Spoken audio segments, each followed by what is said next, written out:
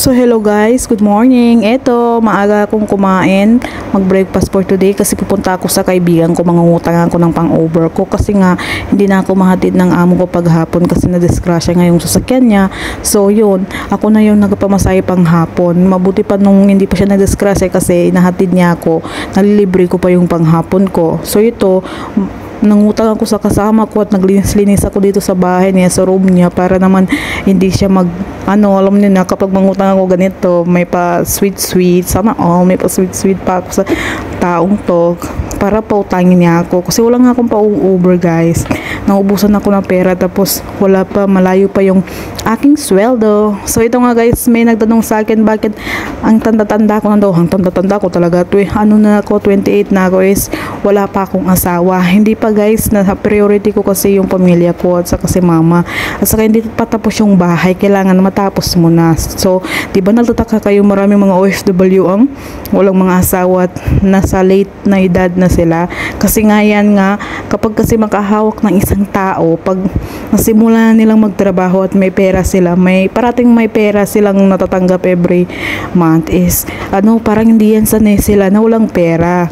Kaya yan, hindi parang naging mature yung isipan nila kapag nagpunta sila dito sa ibang bansa. Kahit yung mga bata-bata pa na magpunta dito, hindi basta-basta sila nag-aasawa kasi nga naging mature yung isipan nila, at saka hindi sila sanay na wala silang mahawakan na pera. Kaya maraming mga OFW single, single, maraming mga OFW walang mga asawa, ganyan, kasi ngayon nga gusto nila na maaon mo na sa hirap ang kanilang buong pamilya. Buong pamilya talaga, kanilang pamilya. Ako gusto ko nga, hindi pa tapos ang bahay, hindi ko pa nakuha yung gisanla na inamin na lupa. So wala pa akong panahon sa mga ganyan guys.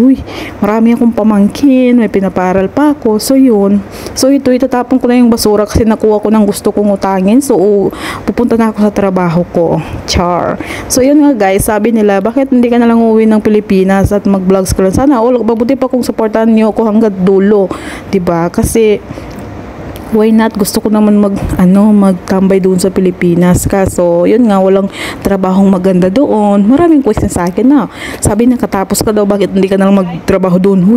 Ang dami-daming tambay sa Pilipinas ngayon, Kasi, nga, walang trabahong maganda doon. At saka, proud ako sa lahat ng pumunta dito sa ibang bansa na nakatapos mag-aral, ay naging, naging yaya na lang dito, naging kadama na lang dito. So, proud na proud ako sa inyo lahat, 'di ba?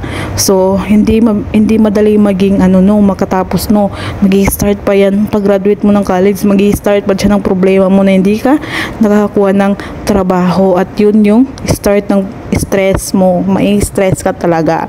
So tingnan niyo naman guys yung mga bahay ng mga dito kami lang lalaki, 'di ba? So nasa pala ako, Alto Mamayan banda. Nandito kasi ako sa kaibigan ko. So tingnan niyo naman, 'di ba? Sabi ko sa driver, bilisan mo kasi malilate na ako. Yun. So yun nga guys, dapat maging wise ka ngayong kapanahunan, 'di ba? Hindi gaya kasi noon is mumurahin lang yung mga bilhin, kahit anytime na mag-asawa ka, mumurahin naman ng bilhin.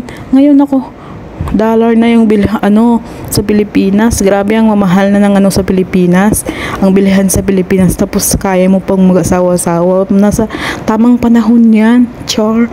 Sabi nga nila na hindi ka na manganak, ganyan. Ay naku, kung bigyan ka ng Diyos ng swerte na mga manganak ka talaga, pero huwag mong madalihin na mag-asawa na alam mo naman na walang patutunguhan yung nyo.